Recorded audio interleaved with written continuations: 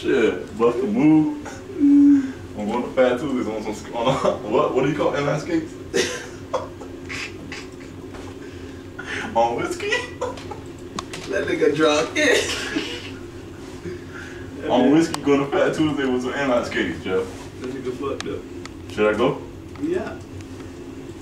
On whiskey. On whiskey. With some inline skates. Inline skates. By myself. Yeah, you go by yourself. Well, I'm dressed up. I mean, when y'all dressed up. And I'm being recorded on videotape right now. Yeah. Really? Yeah. Yeah, fuck you. Bust the move, drunk bitch. Hey, Jay. I'm not that fucking drunk to go to fucking Fat Tuesday. Tell these Hold on, man. bust the move, And they nigga. tell me to bust a fucking move? This is what we call, let me get the ball, bitch. Let me get the ball. And you can put this on Facebook, I don't give a fuck. This is what we call Red Label, the white man's whiskey. This is what it does to you. That bitch nigga right, hold up, now, let me straighten this shit out. Hold up, nigga, point that shit at me.